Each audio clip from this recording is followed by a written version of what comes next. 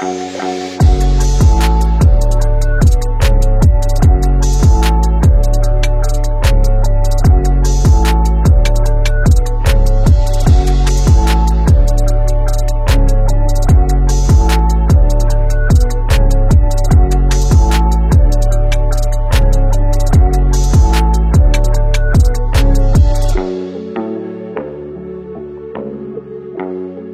cotes ne se trompent jamais, c'est le football qui les contredit. Bienvenue au Stade Océane du Havre pour un nouveau numéro des entretiens du Winamax Football Club, pour un entretien avec le numéro 28 du HAC, Monsieur André Ayew. L'ancien joueur de l'Olympique de Marseille revient sur toute sa carrière, ses entraîneurs, ses doutes, ses gloires. Bref, je vous laisse vous régaler, 1 heure, c'est exceptionnel.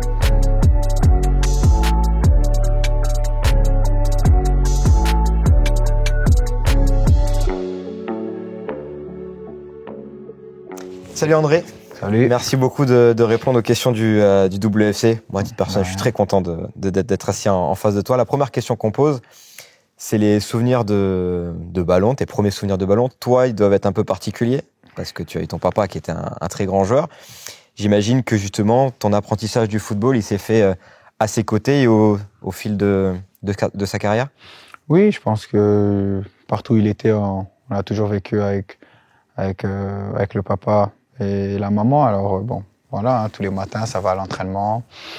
Tu vas au match les week-ends, tu suis ce qui se passe, tu essayes de prendre tout ce qu'il y a à prendre en tant que bébé, même dans tout ce qui est football, parce que quand tu grandis dans ça, en fait, t'es entouré par le ballon, tu regardes le foot, et si ça t'anime, si t'as envie, si tu aimes, après ça vient tout seul, et c'est comme ça que ça a vraiment débuté, en allant aux entraînements avec papa, taper dans le ballon à gauche à droite, et puis petit à petit, voilà, ça, tout débute de là, et après, voilà, la suite, c'est la suite. Et le 26 mai 93, ton papa permet à l'OM de remporter la Ligue des Champions, évidemment. T'avais 4 ans. Ouais. Est-ce que t'as des souvenirs, des cassettes chez toi de ce que tu faisais ce jour-là? Est-ce que ouais, il y a des vidéos.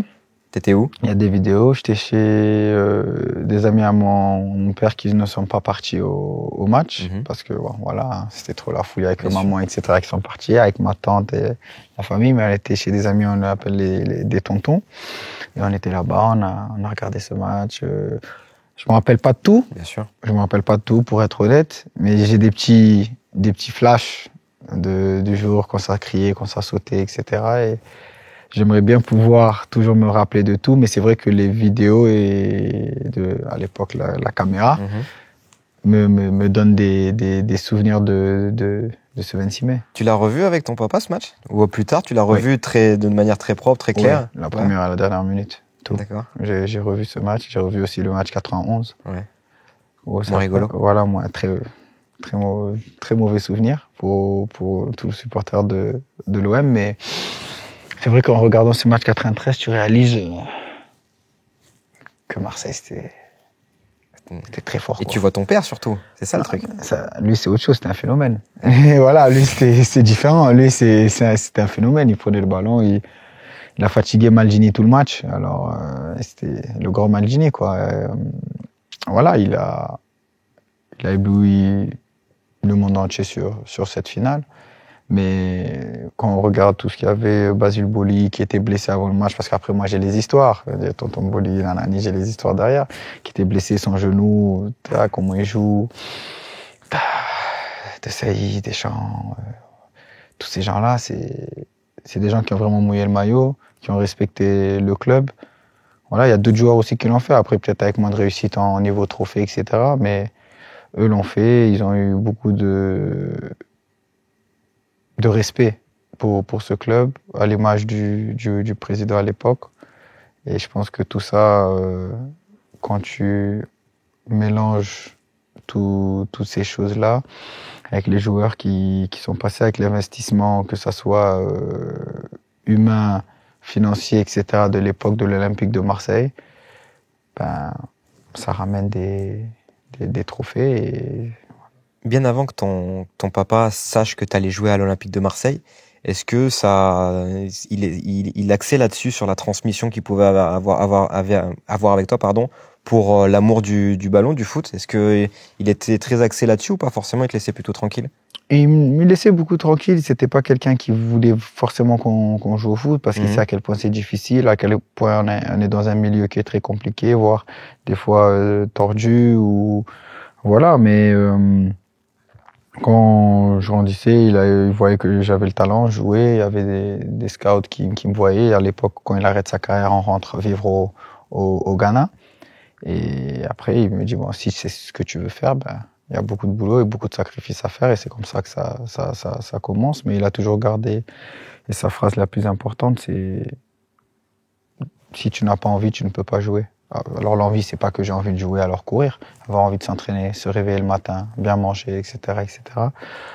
C'est compliqué tout ça, c'est long, c'est dur, mais si tu le fais, il y a des récompenses. Alors tu as eu une formation assez particulière parce qu'elle s'est faite en fonction de la fin de carrière de ton papa, enfin avant d'intégrer le centre de formation de l'OM, tu as beaucoup bougé. Est-ce que tu peux nous raconter là, brièvement comment ça s'est passé? Est-ce que c'était pas compliqué pour toi de bouger de pays et au final de suivre quand même ton papa alors que toi tu attaques ta formation, ton apprentissage du football? Oui, c'est vrai que bon, c'est pas le plus facile, mais à cet âge-là, tant que tu joues, je pense que c'est assez facile. Et quand t'as les deux parents, j'ai mon frère, mon grand frère. T'as eu l'Allemagne, t'as eu le Ghana. C'est ça, j'ai commencé en Allemagne, je crois que j'étais en moins de... à l'époque, c'était même pas poussin. Voilà, j'ai commencé là-bas. Après de là-bas, c'était à Dubaï. Je jouais un peu à Dubaï. Après, je suis rentré en France. Quand mon père restait à Dubaï, parce qu'à l'époque, à Dubaï, il n'y avait pas les écoles françaises. Et c'était à Al Ain où il jouait. Alors, je suis rentré en France. J'étais à Lille, chez la famille Podard. C'est des tontons, des amis très, très, très proches de mon père. Quand mon père était à Lille, où je suis né, on a vécu là-bas pendant 1 an et demi. Et là-bas, j'étais à l'Iris Club de Lambersart. Alors, j'ai fait Poussin Benjamin. Et voilà, on était dans le foot. Et après, quand mon père a arrêté de Dubaï, il est rentré au Ghana. On a suivi, on est rentré. Et de là, on a continué de jouer. C'était plus l'école, foot, école, foot, école, foot. Et je pense que ça m'a fait énormément de bien parce que quand je regarde beaucoup d'amis aujourd'hui avec qui j'ai grandi ou avec qui on était dans la même école, la même classe, etc. Voilà, à la fin de l'école, moi j'allais à l'entraînement, j'étais fatigué, mais eux, ils s'amusaient, ils traînaient. Et aujourd'hui, je suis très content d'où je suis. Et aujourd'hui, c'est des personnes qui peuvent dire que quand on était jeune, on allait faire ci, on allait faire ça, mais André, il allait à l'entraînement. Alors, il a pas volé ce qu'il a. Et ça, pour moi, ça n'a pas de prix. Et du coup, tu intègres le centre de formation de l'OM. C'était déjà un objectif pour toi. Comment se fait ton arrivée au centre de formation de l'OM? Et à ce moment-là, tu arrives avec tout l'héritage de ton papa. Qu'est-ce que tu ressens à ce moment précis quand tu rentres dans ce centre de formation? En fait, comment ça se passe, c'est qu'il y a des recruteurs de différents clubs, que ce soit anglais ou français. Je me rappelle plus quel pays. Allemagne, je crois, ou je sais plus. Mais en tout cas, italien, français, qui sont venus au Ghana, voilà, et ils m'ont vu jouer. Et il y avait pas mal de clubs qui voulaient que j'intègre leur centre de formation. En plus, j'avais l'opportunité, moi, d'avoir le passeport français et d'être français. Alors, ça facilitait la tâche de venir en Europe même plus jeune. Il fallait juste que j'ai un tuteur. Et j'allais pouvoir vivre au centre de formation dans n'importe quel pays européen.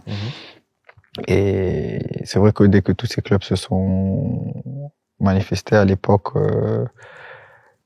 le grand président Pape Diouf, qui était directeur sportif, me dit non, c'est impossible que t'ailles ailleurs. Que le petit aille ailleurs, faut qu'il vienne à Marseille et on va voir. Et au début, je vais pas dire j'étais pas trop chaud. Pourquoi? Parce que des gens sont venus me voir, des clubs me veulent dans leur centre de formation, de gros clubs. Ça n'a pas d'importance, plus ou moins, quand gros club ou pas, mais qui viennent te voir. Et Pape Diouf me dit tu viens, mais tu vas faire des essais. Ok. Et là, je dis ouais, mais je peux intégrer directement le centre de formation, voilà, ailleurs. Et il me parle de faire des essais. Mais bon, après il me dit ouais, mais c'est l'OM, c'est Marseille, c'est l'héritage. Et après Marseille aussi, ça peut pas mentir, j'ai grandi avec l'OM, j'ai toujours été supporter. Un corde sensible. Mais après c'est différent parce que Pape Pape Diouf, c'est un tonton, c'est un monsieur, c'est comme un deuxième papa. Pour moi, mon père était son premier joueur en tant qu'agent, quand il est devenu agent. Alors c'est une relation différente, mais en gros, les temps passent, mon père arrête sa carrière, moi aussi je suis en train de grandir. Alors je vais à Marseille pour faire l'essai. Après 10 jours, je crois 10-15 jours, ça se passe bien. Le coach Philippe Burgeot veut me garder. Et de là, c'est parti. C'est parti. Je vais te montrer une petite vidéo de quelqu'un que tu connais. Salut Dédé, c'est Valbu. J'espère que tu vas bien. Je voulais faire cette petite vidéo pour tout simplement te dire que j'ai été très heureux de pouvoir te côtoyer, que ce soit à l'Olympique de Marseille et bien évidemment se retrouver à Fener ensemble. On a vécu des super beaux moments, comme aussi on a eu des petites disputes. J'avais une question pour toi, tout simplement. Ton passage à l'Olympique de Marseille, t'es resté quand même assez longtemps. Et je voulais savoir quel a été ton plus beau souvenir à l'Olympique de Marseille. Et voilà, je voulais juste que tu me répondes à cette question. Bonne interview avec Thomas. Et puis, en tout cas, je te dis à bientôt. Et bonne chance pour cette fin de saison avec Le Havre. La bise, mon ami. Mon Valbu. Il voulait te poser une question. Mon Valbu. Du coup, parce que là, on va rester très large, ça va nous permettre de parler plus précisément de l'OM, mais tu es au centre de formation, puis après, tu joues 5 ans à l'OM. Je voulais le savoir, et surtout Mathieu voulait le savoir. Du coup, là, tout de suite, ton meilleur souvenir, le numéro 1 qui viendra en premier, ça serait lequel à ce club? Trophée. Premier trophée gagné. La Coupe de la Ligue? Ouais. En 2011? Ouais. Trophée des champions d'abord, contre Paris, quand je reviens. Ça, c'était... Pour moi, c'était fort. Après, Coupe de la Ligue, ça, parce que j'ai toujours voulu gagner quelque chose avec Marseille. J'ai toujours voulu gagner quelque chose avec Marseille. Si je l'aurais pas fait, je pense que... C'est vrai que j'ai pas eu la chance d'avoir le championnat parce que l'année où l'OM est champion, je pars en prêt à Arles. Bon, on monte en Ligue 1. Alors bon, je vais pas me plaindre, mais... C'est presque un trophée. Et voilà, je vais pas me plaindre, mais... Voilà, mais non, c'est vrai que ce souvenir de trophée... Tous ces trophées, on les a gagnés ensemble avec Valbu. On a gagné énormément de choses ensemble. On a connu de très bons moments, de très mauvais moments sur le terrain, de très beaux moments entre nous, des disputes entre nous. Oui, mais il a commencé par disputes. Ouais, quand même. Des disputes entre nous. Voilà, mais on a eu un truc qui était toujours en commun avec pas mal de joueurs. Peut-être que je peux pas dire tous, mais avec pas mal de joueurs avec qui j'ai évolué à Marseille, c'est que, en fait, tout le monde, la grande majorité, aimer ce club vraiment du fond du cœur.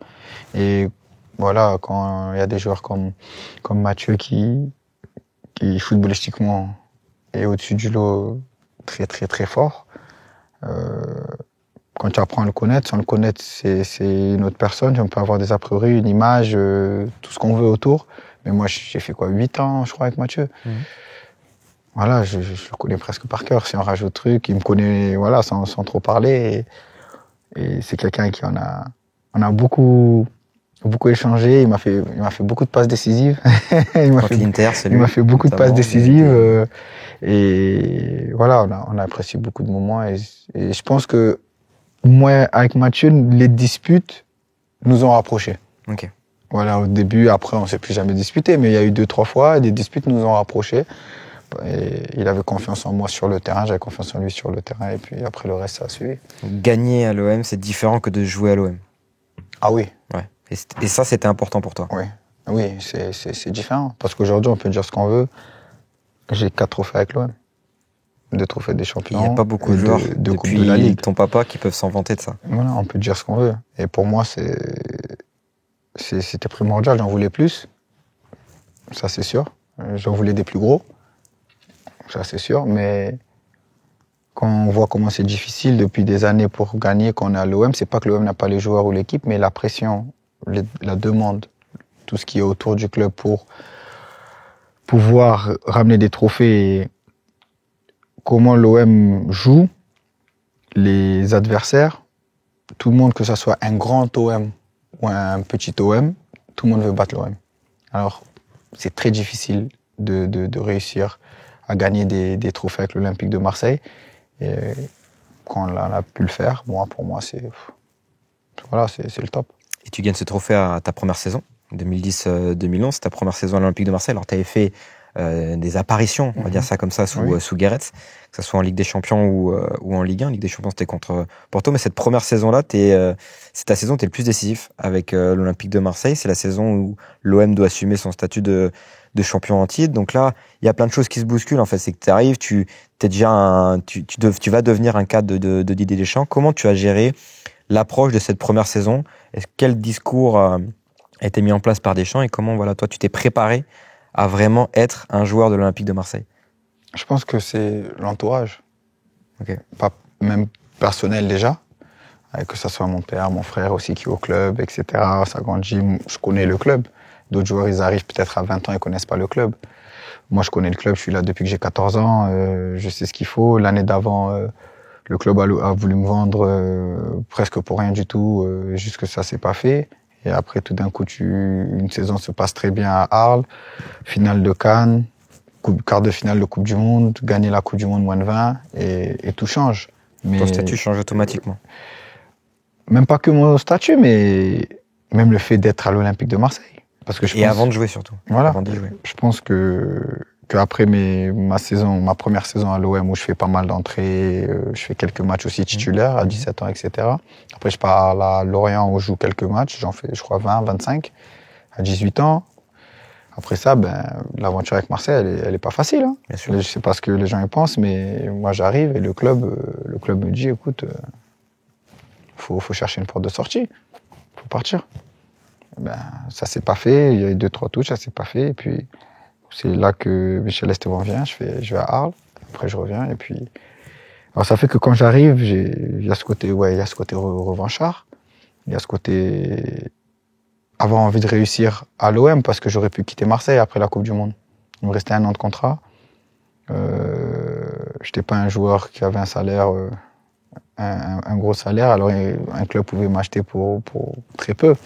Et j'avais des grosses offres de gros clubs après la Coupe du Monde. Mais j'aurais pas pu quitter Marseille sans avoir réussi, en fait. Mon rêve était t'as mis à l'écart ces gros clubs, tu vas nous dire lesquels. Et non, il y avait des gros. Des gros français. Angleterre, France. Voilà, j'avais 20 ans et je sors de 2 saisons avec des tournois, etc. Alors c'est sûr qu'après, voilà. Mais il y a ce côté revanchard, il y a ce côté... Juste au fond de moi, je pense que j'allais pas être tranquille avec moi-même si j'aurais pas réussi à l'OM. En fait, mon but, c'était de réussir à l'OM, quoi qu'il arrive. Après, on verra, mais je dois réussir à l'OM. Donc tu t'affirmes à l'OM, tu joues la Ligue des Champions avec l'OM. Est-ce que là, déjà, tu es dans quelque chose de très très fort, sans savoir ce qui allait arriver derrière dans ta carrière, mais tu es déjà dans quelque chose de très très fort, c'est-à-dire jouer la plus belle des compétitions avec, chaque fois que tu parles, on le ressent, avec ton club de cœur. Est-ce que voilà, c'était déjà l'un des primes de ta carrière? Et quel souvenir tu as précisément de la Ligue des Champions pour toi? Parce qu'il y a des très bons souvenirs et des très mauvais avec l'Olympique de Marseille. Oui, mais moi, la Ligue des Champions, c'est mon premier match titulaire avec l'OM, à 17 ans. Porto. À Porto, alors c'est quelque chose que j'avais déjà senti, j'avais déjà goûté. Après, j'ai eu l'opportunité de faire, entre-temps, 2 Coupes d'Afrique. Alors, des gros moments, j'ai commencé à toucher, même si j'avais que 20 ans ou quoi, mais j'ai commencé tôt. Alors, je commençais à toucher des gros moments, des moments importants dans ma carrière, des matchs importants. Et c'est vrai que quand je pense à tout ça, il y a la Ligue des Champions, il y a une chose qui revient en tête, c'est Didier Deschamps qui me dit directement c'est la compétition des grands joueurs. Si tu veux passer un cap, si tu veux montrer que tu es un joueur de l'OM, si tu veux montrer que tu as le niveau, c'est là. Il te le dit en face à face? Oui. C'est pas dans un contexte, il te le dit à toi personnellement? Ok. C'est voilà.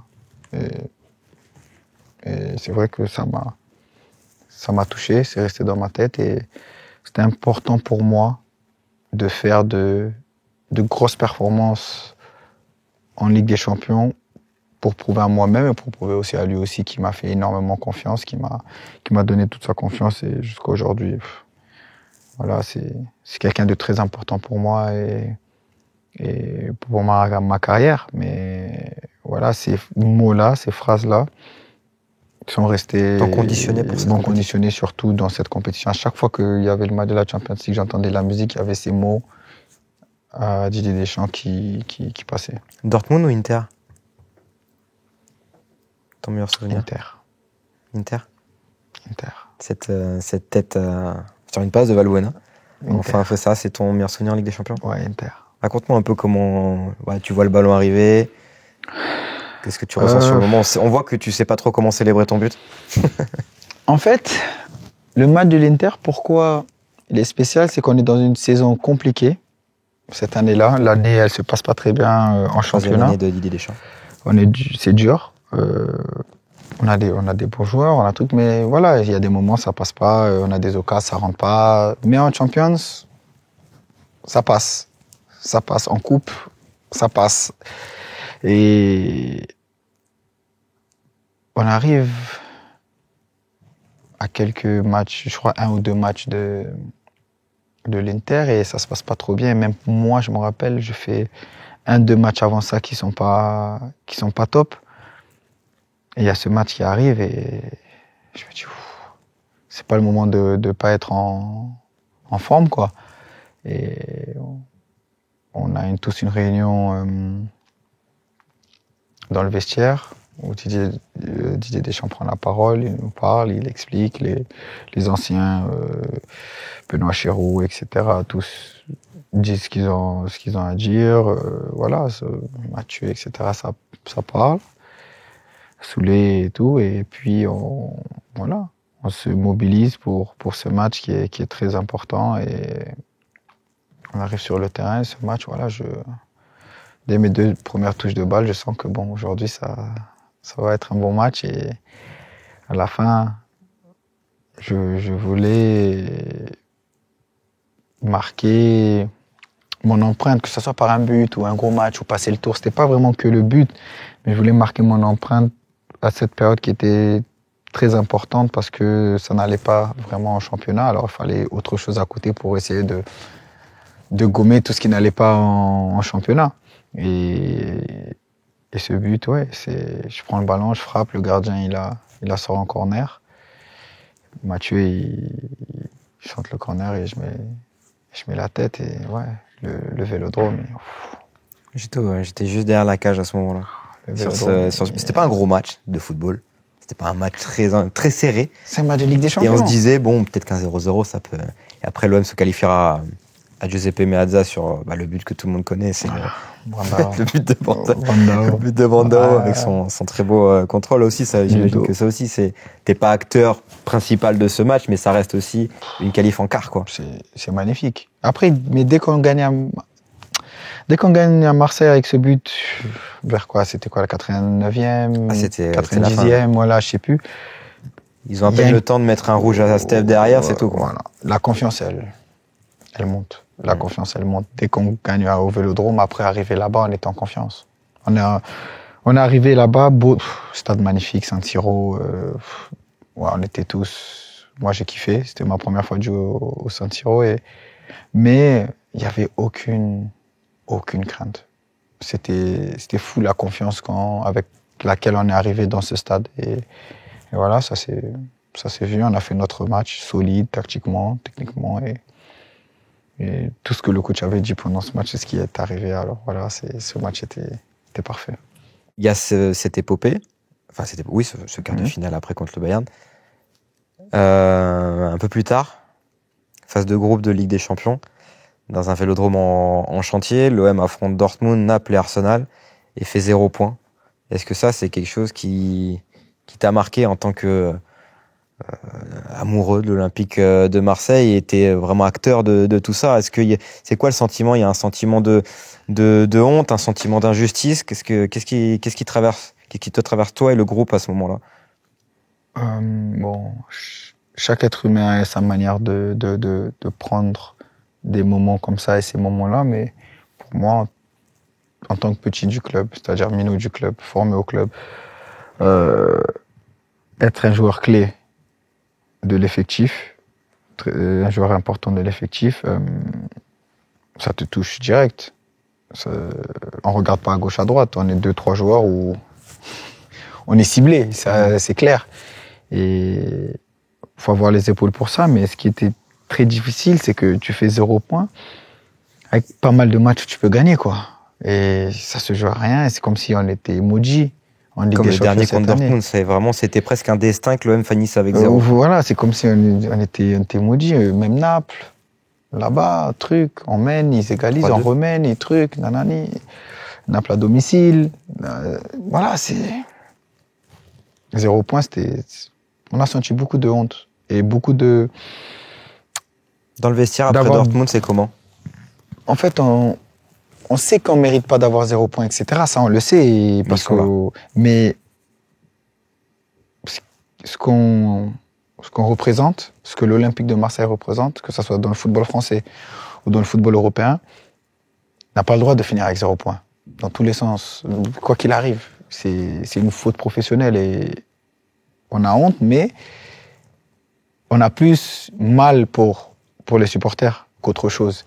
Parce que, voilà, c'est la période où les réseaux sociaux commencent, sa chambre, nanani, nanana, et c'était dur, c'était dur. Ça, franchement, ouais. Dans toute ta carrière, spécialement à Marseille, c'est des buts contre le PSG, contre Dortmund, contre Naples, contre l'Inter. J'ai envie de dire, est-ce que tu as une préparation mentale? Parce que souvent, quand on dit, ouais, André Ayou, c'est un mec, il est solide de la tête, on en reviendra peut-être un peu plus tard, mais est-ce que mentalement, ta préparation dans ce genre de rendez-vous, là, que ce soit en championnat, en Coupe d'Europe, elle est totalement différente le jour même et la semaine qui précède? Peut-être, ça c'est mon secret. Tant que j'arrête pas, je vais pas le dire. Je suis là pour ça. J'ai fait de la route, j'ai fait les bouchons à Paris pour avoir des secrets. Là, j'ai pas encore fini ma carrière, laisse-moi garder pour en avoir encore quelques-uns. Mais c'est vrai que il y a certains matchs qui sont différents, on peut pas se le nier. Il y a des matchs qui valent double, voire triple d'un autre match, et on essaye toujours d'être performant ces matchs-là. C'est les plus compliqués, c'est les plus difficiles à préparer, physiquement, mentalement, mais c'est vrai que pour l'instant, dans ma carrière, que ce soit partout où je suis passé, c'est vrai que ça m'a plutôt pas mal souri quand je joue contre les rivaux ou les gros matchs. Alors j'espère que ça va continuer comme ça jusqu'au bout. Comment tu as été, je vais pas dire biberonné, mais initié à cette rivalité OM-PSG? Est-ce que c'est ton papa, c'est des cassettes, c'est naturellement quand tu arrives à l'OM, on te le fait comprendre que Paris c'est autre chose? Voilà, est-ce que ta qualité d'entraînement était différente à ce moment-là? Voilà, raconte-moi un peu comment tu as été initié à cette rivalité. Non, je pense que quand tu es supporter de l'Olympique de Marseille, la rivalité, elle est là tout naturellement. Surtout à l'époque, encore plus que maintenant, parce qu'aujourd'hui, Paris a pris une autre dimension, c'est différent. Alors, on peut dire que oui, il y aura toujours cette rivalité, mais elle est un peu faussée aujourd'hui. Mais c'est vrai que quand j'arrive à l'Olympique de Marseille à 14 ans, déjà même au centre, on regarde qu'est-ce que les jeunes du centre de Paris ont fait. Où ils sont. Entre centres. Voilà, direct. Ils sont de l'autre côté, hein. On joue pas contre eux. Nous, on est peut-être 16 nationaux ici, c'est de l'autre côté, mais on regarde. Ouais, c'est eux qui ont les meilleurs jeunes. Ah, lui, c'est là. Et ça se regarde même chez les jeunes. Tu grandis avec. Maintenant, je sais pas comment c'est maintenant. Je te parle de nous, notre période. À l'OM, oui, tu grandis avec. Il y a pas mal de jeunes minots marseillais qui sont au centre aussi, alors qui ont ça en eux. Alors quand il y a le match OM Paris, on va au stade parce qu'on a 15-14 ans, le Classico, voilà, tu te dis c'est impossible sans le vouloir ou en le voulant, tu rentres dedans et ça fait partie de toi et tu grandis avec, et plus tu es à l'Olympique de Marseille et plus ça s'amplifie, plus ça grandit et plus tu deviens important dans l'équipe et plus ce match devient important. En fait, voilà, ça continue, ça suit. Et c'est pas quelque chose que tu prévois, que tu veuilles pas. C'est pas ça. C'est un truc qui suit. Ça fait partie de la ville, ça fait partie de la mentalité, ça fait partie des gens, ça fait partie du club. Et si tu réussis pas à t'adapter à tout ça, c'est pas que le Classico ou Paris, mais en général, la ville de Marseille, la mentalité des Marseillais, comme on est, ben tu pourras pas t'en sortir. Je vais pas mentir que ce match pour moi, était différent. Je pense pour toute l'équipe, les différentes, pas dire des générations, mais les différentes saisons, malgré peut-être le changement de joueur, changement de coach, etc. Pour moi, ce match avait toujours une préparation, une détermination, une envie tout le temps différente, parce que je sais à quel point ce match fait changer la ville, parce que j'en ai gagné. Et quand tu as gagné, tu vois comment la ville est, tu vois toute la semaine comment elle se passe, tu vois comment tout le peuple marseillais devient. Et ça, pour moi, ça n'a pas de prix. Djennily Mboula me disait en préparant l'interview, André, il contamine tout le groupe, tout le vestiaire par son attitude. Est-ce que pour toi, c'est un compliment ou est-ce que c'est réducteur face à tes qualités de footballeur? Non, parce que mes qualités de footballeur, ça, c'est sur le terrain. Je pense que c'est pas que l'attitude qui te fait sur le terrain. Partout où je suis passé, j'ai toujours joué, alors il n'y a rien qui me met en doute, mais c'est vrai que peut-être que il y a plus beau, peut-être. Il y a plus clinquant, peut-être. Ça, c'est comment tout le monde voit le football, à sa manière, mais tu passes pour un leader quand même. Donc ça, et dans ce vestiaire-là, où beaucoup peut-être se sont pris la porte dans la tronche, voir un joueur dans cette période-là dire que André, il contamine tout le monde par son attitude et justement son côté leader, ça doit être gratifiant pour toi aussi. Oui, c'est touchant, mais c'est pas, comment dire, c'est pas faux. Quand je dis c'est pas faux, je dis pas que Gianni dit quelque chose de faux. Non, quand je veux dire c'est pas faux, c'est que c'est dans ma tête. C'est pas que je me suis levé pour être un leader parce que si, parce que ça, mais c'est parce que je pense que tu savais où tu étais? Je savais où j'étais, ce que le club représentait pour moi, ce que j'avais envie moi-même de réaliser au club. Je me devais de tout le temps avoir l'attitude qu'il fallait. Je suis pas parfait, je serai jamais parfait, même à l'époque, je suis pas parfait. Mais ce que je veux dire, c'est qu'essayer d'avoir cette attitude, d'avoir envie de pousser et d'essayer de faire parce qu'il y a une génération quand j'avais 20 ans avec tout ce qui est Heinzel, Lucho, etc. Mamad, tout ce groupe-là, Tayo, Rodfani. Oui, il y avait des tontons. Voilà. Et j'ai vu leur manière de faire. À un moment donné, quand ils sont partis, j'étais pas vieux, mais il y avait des autres qui sont arrivés, mais j'étais devenu un leader du groupe, avec Steve, etc. Et dans tout ça, il y a eu les Edouard Cissé, Benoît Chéroux. Et quand je suis devenu leader, un des leaders du groupe, j'ai dû comprendre vite que, ouais, t'as 22 ans, mais voilà, t'as des années, t'as des matchs, t'as ci, t'as ça, t'as la Coupe du Monde, t'as des trucs, il faut prendre plus de responsabilités. Et j'essaye de le montrer sur le terrain par des qualités techniques, etc., physiques, et surtout rien lâcher. Quand on connaît le Vélodrome, le Vélodrome, t'as le droit de pas être bon.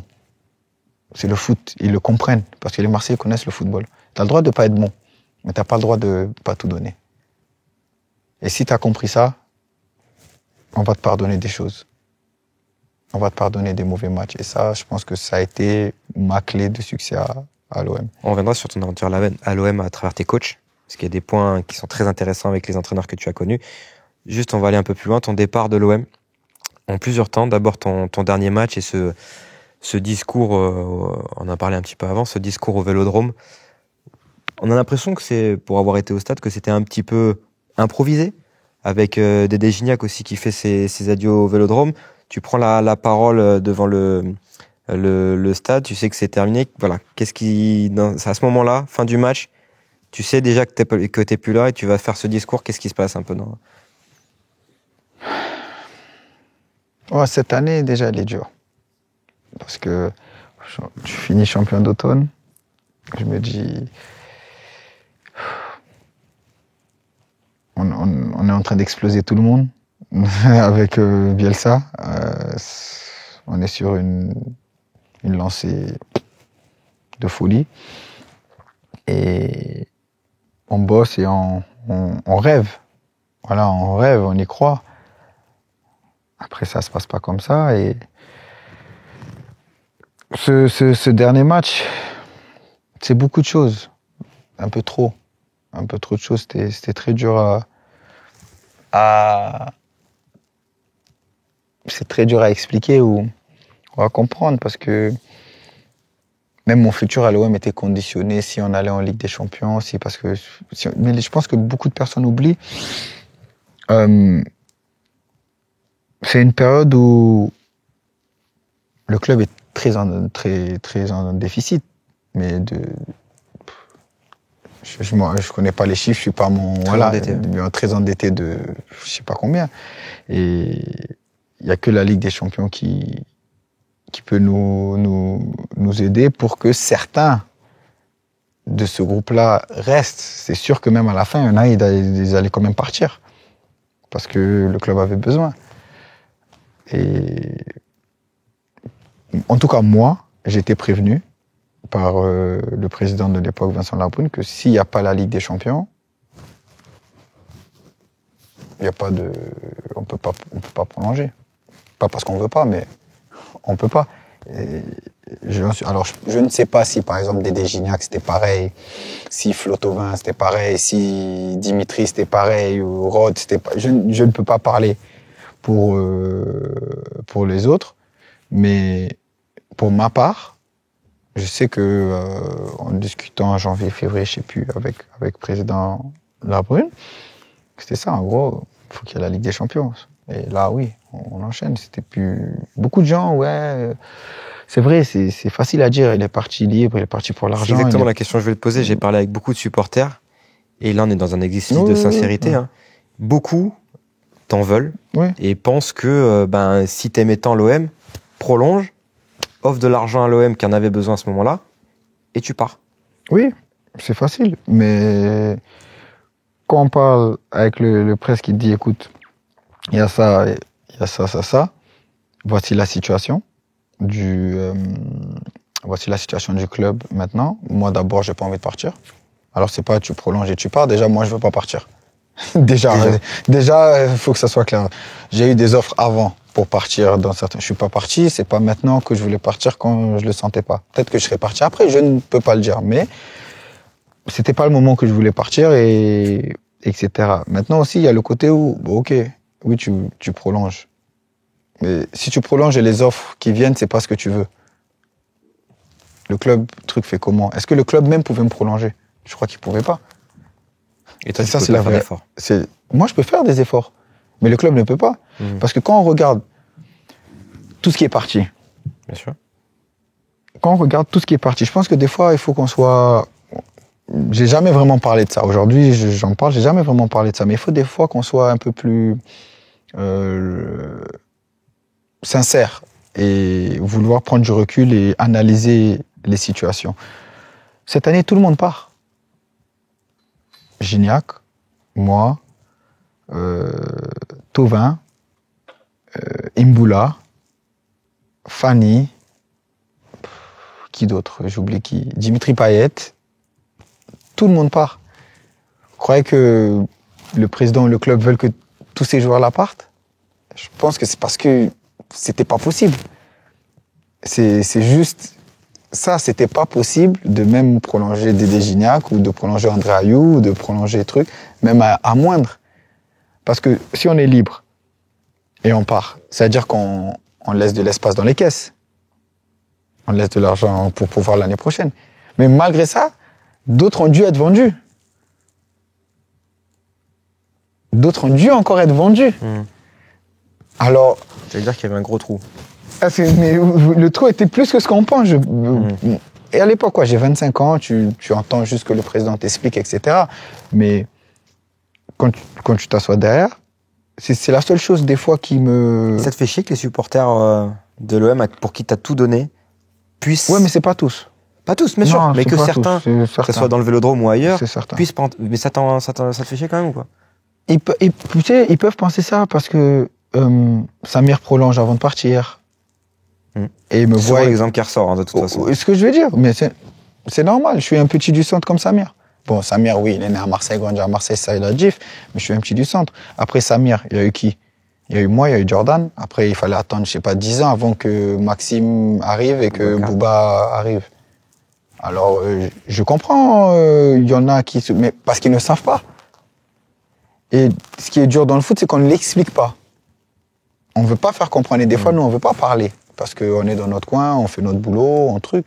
Mais non, c'est que si on s'assoit et on analyse bien la situation, c'est que je pense que si le club m'a même pas mis, par exemple, une offre, tu as un rythme de vie, tu grandis, tu as des enfants, tu as 25 ans, tu as plus 20 ans, alors il y a des choses qui changent. Alors si même tu fais un effort, mais tu vas essayer de rattraper autre part. Bien sûr. Mais le problème, c'était pas que l'argent, cette période-là, c'était que j'avais des choses, j'avais des trucs dans ma tête, etc.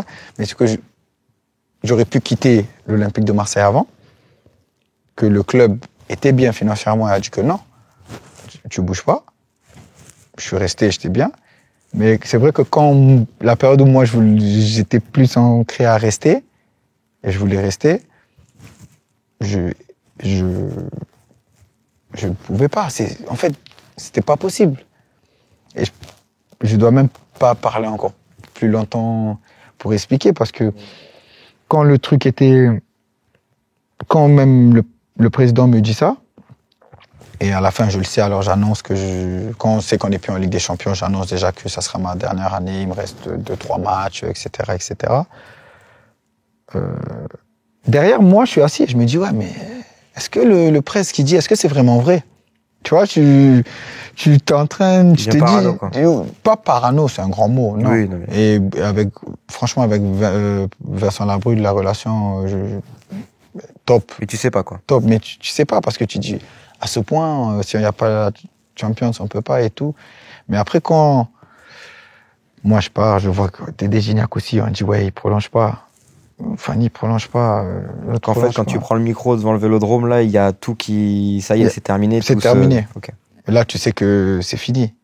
Alors, c'est en rentrant que tu analyses et tu vois, ouais, 2 semaines après, Thauvin il est à Newcastle, 5 jours après, Payet est à West Ham, 12 jours après, Imboula est à Porto. Je me dis, oh, ah ouais, c'est vrai que c'était chaud. Voilà, et là, on a ressenti beaucoup de tristesse.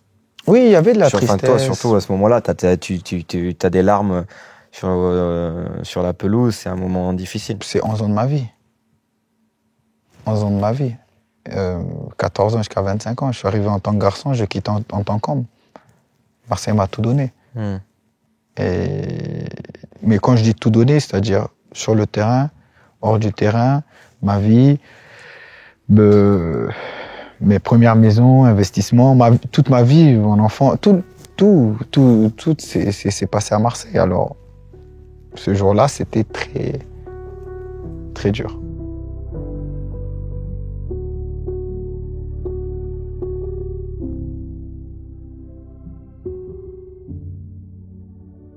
Et 10 ans plus tard, tu es de retour en France, ici, au Havre. Tu kiffes? T'es content d'être revenu en France? Ouais. Et t'es bien là? Ouais, je suis bien. Ouais. Franchement, je suis bien. Ici, très, très bon club. Comment c'est fabriqué? Comment c'est construit ce retour en France? C'est Lucas, c'est Mathieu qui viennent te chercher. Comment se fait le discours? Parce que t'arrives au mois de novembre, donc la saison a déjà démarré. C'est un ensemble de choses. Je finis mon année en première ligue avec Nottingham, avec des blessures, etc. Ça se passe pas bien au niveau physique, etc. Pas ta meilleure année, quoi. Ouais, voilà. Les 4 derniers mois, quoi. Ouais. Les 4 derniers mois. Pas mal de blessures, etc. C'est juste après la Coupe du Monde, quand je retourne. Et j'ai l'opportunité de rester là-bas, mais bon, voilà. Il y a des fois, tu te sens pas quelque part, et puis voilà, tu prends une décision. Et après, voilà, il y a entre-temps plusieurs offres qui arrivent à regarder, mais je sentais que j'avais l'envie de continuer à jouer en Europe, de continuer à jouer un football de haut niveau, où il y a beaucoup de demandes et pas avoir de regrets. Alors je devais prendre le temps de faire le meilleur choix. Mais le plus important pour moi, c'est d'être quelque part où on est sur la même longueur d'onde et j'aurai l'opportunité De le rendre. Et surtout aussi avoir le temps de jeu dont j'ai besoin pour rattraper le temps que j'étais blessé, etc., etc. Parce que qu'on le veuille ou pas, quand t'as pas joué pendant quelques temps, il te faut un temps pour revenir à ton niveau, etc. et jouer et aller dans d'autres clubs. Oui, c'était une forte possibilité de très bons clubs au niveau, voilà, entre guillemets, mais où il y a peut-être d'autres mentalités, d'autres choses, et pas une assurance d'avoir autant de temps de jeu Qu'est-ce que te dit Lucas et peut-être Mathieu? C'est peut-être Mathieu qui est venu en tant que directeur sportif, Mathieu Bonnemer, qui est venu te sonder sur il joue sur quoi pour te faire revenir en France au Havre dans un club qui, sur la ligne de départ, va jouer le maintien? Oui, ça, on est conscient. Je suis conscient, mais ça joue beaucoup sur le famille, l'aspect familial du club, le groupe qui est très jeune. Aussi. Et le projet derrière tout ça.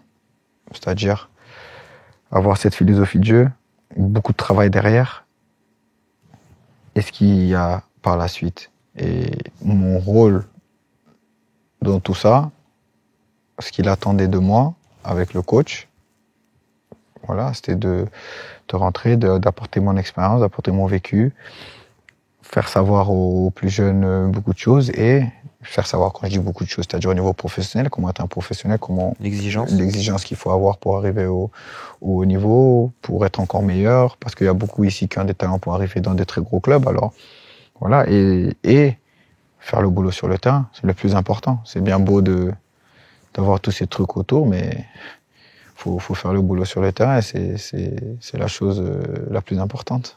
Ta meilleure expérience à l'étranger, ce serait laquelle pour toi?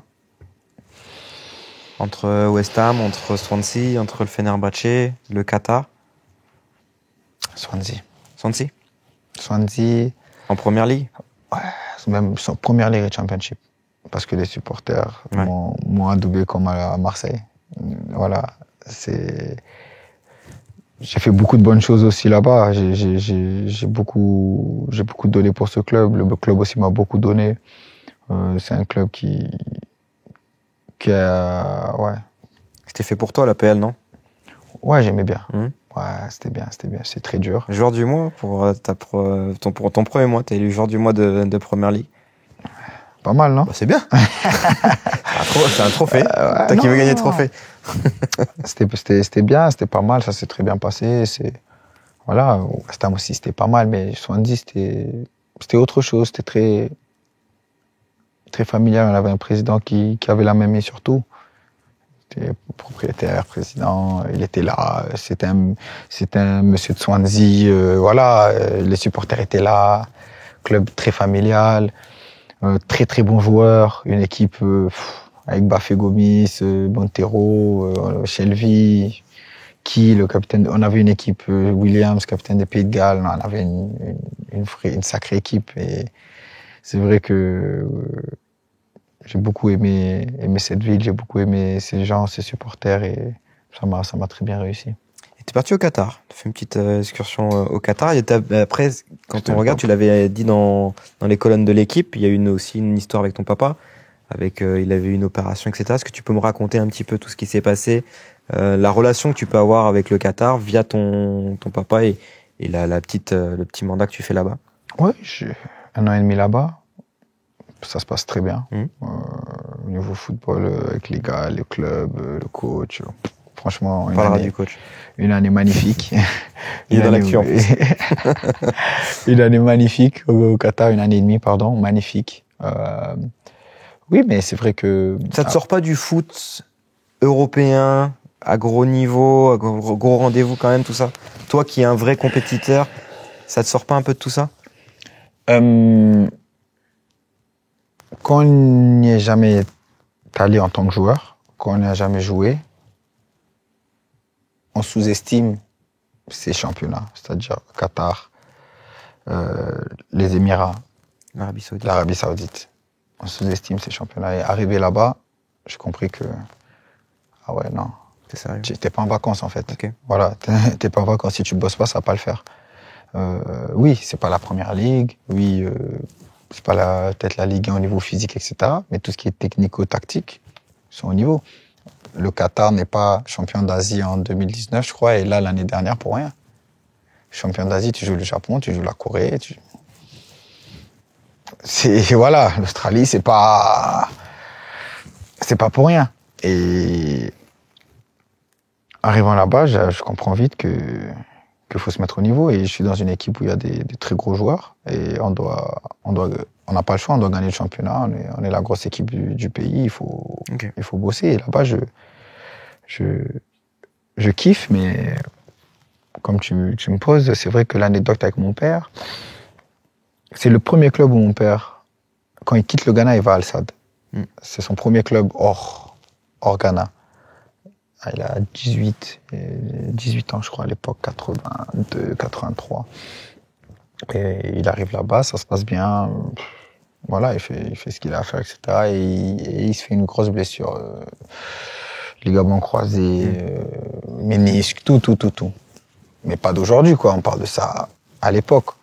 Et en gros, pour tout le monde, c'était fini. C'était la fin.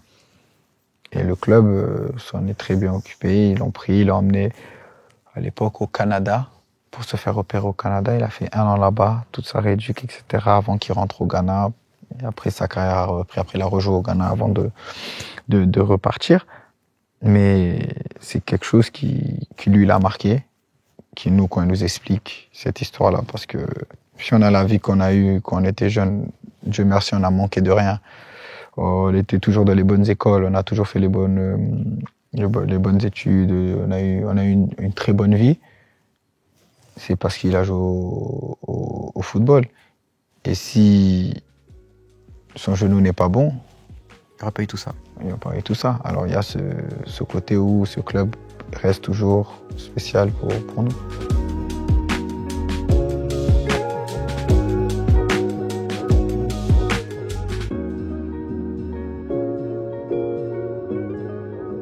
Alors, on a eu des souvenirs d'André Ayew. Moi, je veux maintenant parler du footballeur.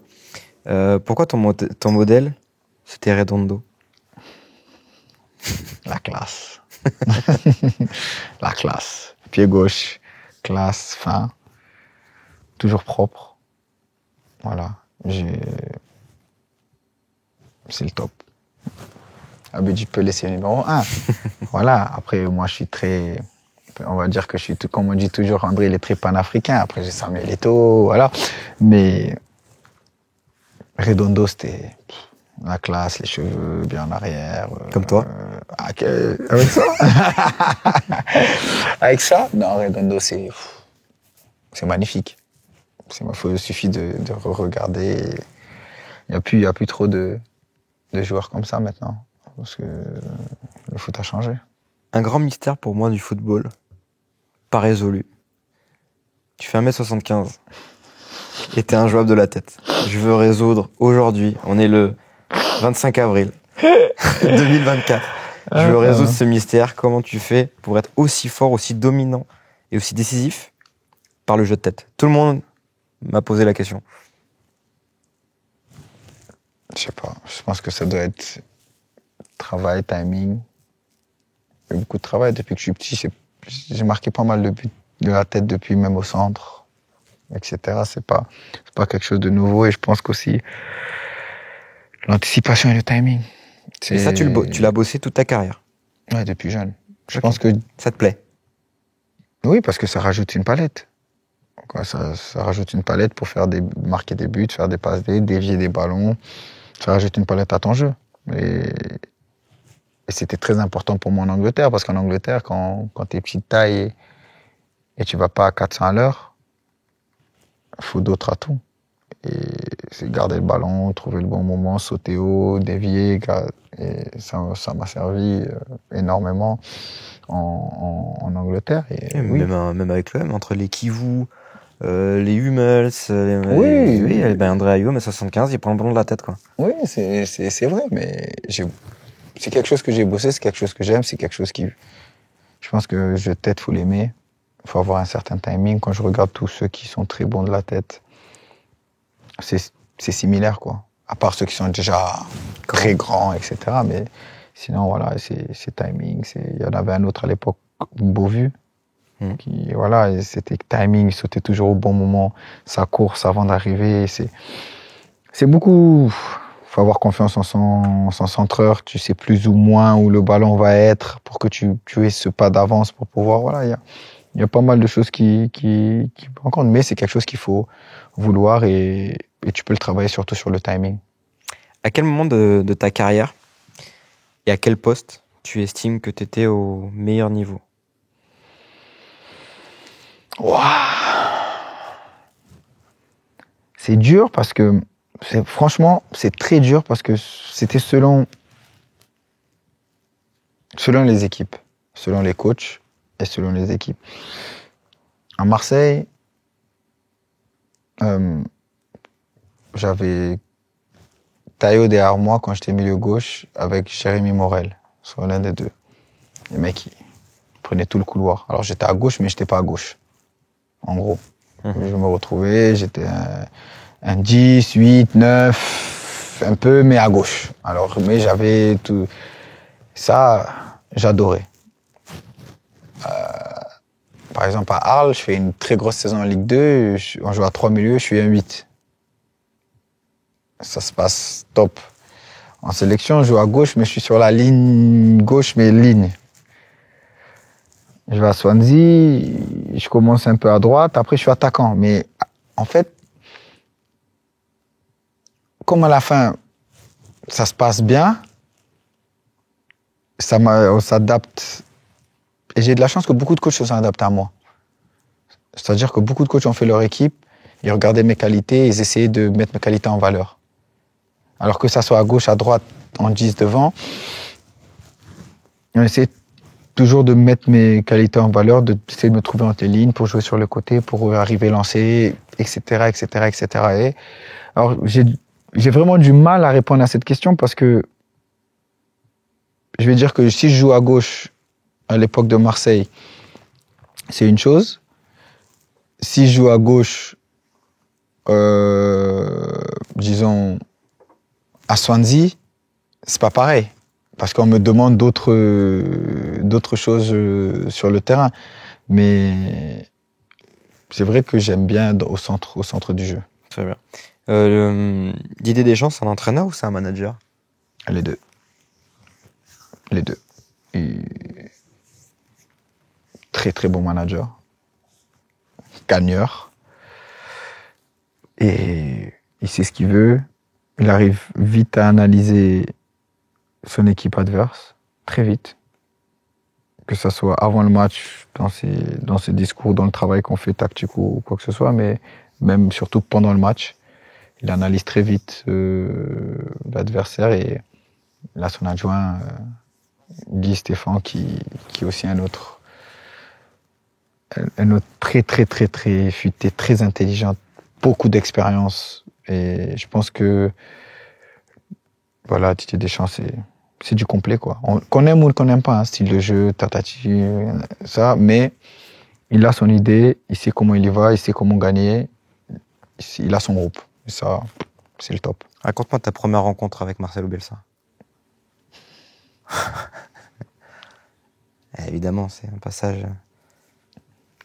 Première rencontre avec Bielsa. Tu le connaissais avant qu'il arrive à l'OM?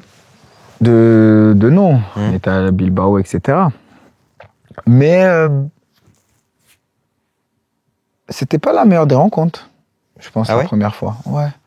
Parce que je revenais de la Coupe du Monde 2014. Alors j'arrive un peu en retard. Et Bielsa, c'est beaucoup d'entraînements spécifiques, beaucoup d'exercices spécifiques à ces entraînements. On me dit, ouais, tu rentres et tout, mais pendant une semaine ou je sais pas combien de jours, il y a des jeunes qui vont venir avec toi et ils vont t'expliquer les exercices parce que nous, ça fait 3 semaines qu'on les fait déjà et tu les comprends pas, faut aller à ça. Je dis, mais qu'est-ce qu'il me raconte? Tu vois, qu'est-ce qu'il me dit, lui? Il est sérieux ou quoi? Mais voilà, après, c'est expliquer les trucs, après, rentrer, comprendre, et après cette semaine-là, c'était comme un... Voilà, il m'a adopté, il m'a pris, il m'a vraiment fait travailler, il m'a vraiment fait progresser. Il a fait croire en certaines qualités en moi que j'avais, mais... Sur quoi? Que j'avais pas confiance. J'avais toujours ce côté où j'aimais pas prendre la profondeur. Je voulais toujours prendre la profondeur à certains moments parce que je me disais que je vais pas plus vite que l'autre. Mais il m'a fait comprendre sur différentes vidéos, différents trucs, différents tests que non, c'est dans ma tête. Si tu vas au bon moment, tu fais ton appel en profondeur, tu auras le ballon. Si elle est bien mise, et j'ai commencé à y croire et j'ai eu pas mal de ballons et c'est comme ça que j'ai pu marquer quelques buts avec des passes en profondeur et qu'aujourd'hui, voilà, on va dire, ouais, c'est pas le plus rapide, oui. Mais si je fais l'appel au bon moment et c'est bien mis, ben, je vais aller et j'aurai le ballon, quoi. Et il m'a appris beaucoup de choses sur confiance en soi, sur croire en ses coéquipiers. Avoir confiance que ton équipier peut faire ça. Travailler sur soi-même, progresser soi-même. Et il est différent. Les gens le disent beaucoup à gauche, à droite, mais il est différent. C'est ton numéro 1 que tu as connu? En tant que coach? Non, c'est Didier Deschamps, numéro 1. D'accord. Parce que c'est celui qui fait gagner.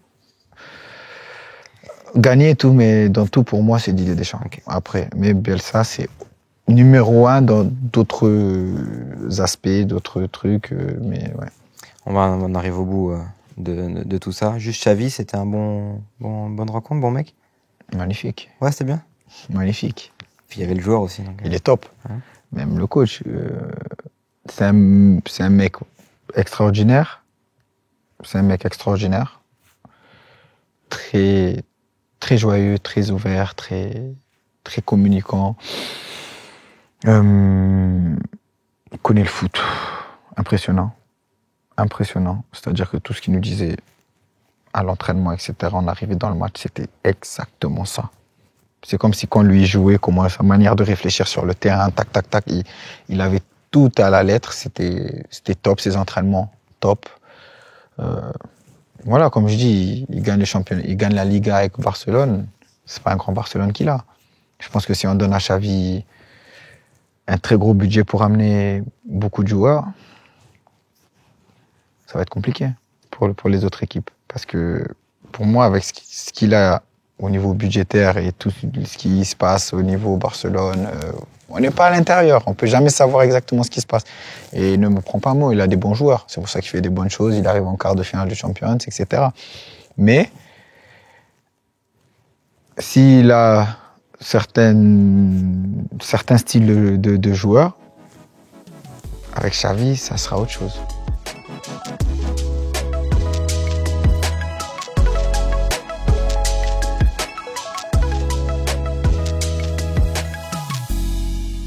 Tu as le record de nombre de matchs disputés dans les CAN avec Rigobert Song. Plus de 100 sélections avec le Ghana, 3 Coupes du Monde disputées. Est-ce que tu te considères comme une légende du continent africain? Ça, c'est aux Africains de... Ah non, je veux ton avis, moi. C'est aux Africains de le dire. Ça, c'est pas à moi. Ça, c'est à mes frères et sœurs. Mais moi, ce que je sais, c'est que j'ai toujours voulu les rendre fiers. J'ai toujours voulu rendre mon continent heureux. Parce que je sais ce que ce continent me donne en amour. Dans tous les pays africains que je vais, partout où je passe, ils me montrent qu'ils apprécient énormément ce que je fais. Que ce soit sur ou en dehors du terrain. Ils me font ressentir très important à leur cœur, mais je parle pas que du Ghana, je parle en Afrique. Et pour moi, ça n'a pas de prix. C'est tout ce que je voulais quand je commençais ma carrière. Et pour moi, ça, je vais continuer, et que ce soit pendant ma carrière, après ma carrière, à essayer d'avoir cette mentalité, cette idée, cette envie de faire progresser tous les jeunes, faire rêver les jeunes, donner du rêve aux jeunes de notre continent parce que ce continent me donne énormément de choses que je pourrais jamais leur rendre tout ce qu'il me donne. La main de Suarez. La main de Suarez. T'es sur le banc, toi? Non, suspendu. Ah oui, t'es un tribune. Suspendu, c'est pas sur le banc, suspendu. Oui, c'est un tribune. Ouais. J'avais fait tous les matchs. Contre les États-Unis, en prolongation, je prends un deuxième jaune. Je croyais que c'était bon parce que j'avais mon premier jaune pendant les poules et l'autre c'était en 8e. C'est violent quand tu vois ça des tribunes? C'est dur. C'est dur. Après, ça joue à rien. Samoa Gyan, c'est le meilleur tireur de penalty. Oui. C'est un phénomène au penalty. Voilà, quand c'est pas pour toi, c'est pas pour toi, c'est tout. C'est comme ça, mais c'est vrai que cette main, elle nous flingue un rêve. Et aujourd'hui, c'est Maroc qui a été le premier pays, mais je pense que sans cette main, ça allait être non. Pas je pense, ça allait être non. Mais il est jamais trop tard et si c'est pas le Ghana, ça sera un autre pays un jour. Un pays africain sera champion du monde. T'as des regrets quand même avec la sélection? Ou peut-être même sur cette fin d'aventure, etc. Donc tu n'as pas, t'as cette Coupe du Monde junior. Ouais, c'est la sélection d'André Ayew, etc. Est-ce que sur ça, t'as des regrets ou pas? Comme c'est pas fini, j'en ai pas encore. Okay. Comme c'est pas fini, j'en ai pas encore. Mais c'est pas fini, hein? Pour l'instant, c'est pas fini. Ouais. Pour l'instant, après, on va voir, on sait pas. Pour l'instant, c'est pas fini, on verra. On verra. La suite nous le dira. Je prends jour par jour. Mais non, parce que c'est pour gagner en sélection, c'est très compliqué. Il faut être là au bon moment, bonne période. Voilà. Messi, il a galéré avant de gagner. Et il a tout gagné en même temps. Il a tout gagné en même temps. Et d'autres, pas que lui, d'autres joueurs de sélection, alors de différents pays.